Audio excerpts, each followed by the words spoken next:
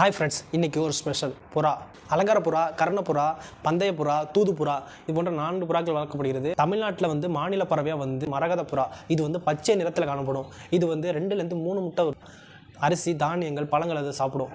இது மக்களோட செல்ல பிராணியாக வளர்க்குறாங்க வீட்டில். மணிக்கு 92 கிலோமீட்டர் வேகத்தில் பறக்கக்கூடிய 12லேருந்து 15 வருஷம் இது வாழ முடியும். குஞ்சு பொறிச்சதுக்கப்புறம் அது வளர்ந்து 6 மாதங்களுக்கு அப்புறம் மறுபடியும் இணை சேர்ந்து முட்டையிட ஆரம்பிச்சிடும். இந்த பறவையை பார்க்கறதுக்கு அழகாகவும் இருக்கும், புத்திசாலியும் கொண்ட பறவை இது உலக போரில் புறாவை தான் அதிகமாக தூது அனுப்பி யூஸ் பண்ணிட்டு இருந்தாங்க. இதனால நிறைய போர்கள் தடுக்கப்பட்டுச்சு. எவ்வளோ மழையாக இருந்தாலும் வெயிலாக இருந்தாலும் எந்த திசையில் பறக்க வேண்டும்ன்றது இதுக்கு தெரியும். திசை காட்டும் உணர்வு ஒரு தலைப்பகுதியில் இருக்குது. எங்கெங்கே காணப்படும்னு பார்த்துட்டிங்கன்னா இது வாழ்விடம்.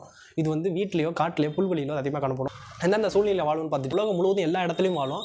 ஆனால் பாலைவனத்திலையும் பனி பிரதேசத்திலும் இது வாழாது. நானும் புறா வளர்க்குறேன். நீங்கள் இதுவும் புறா வீட்டில் வளர்த்துனீங்கன்னா என்ன புறான்னு சொல்லிட்டு கீழே கமெண்ட் பண்ணுங்கள். இந்த வீடியோ உங்களுக்கு பிடிச்சிருந்தா எல்லாருக்கும் ஷேர் பண்ணுங்கள். இது போல இன்ட்ரெஸ்டான வீடியோ நம்ம நெக்ஸ்ட் வீடியோவில் பார்ப்போம். ஓகே, பாய்.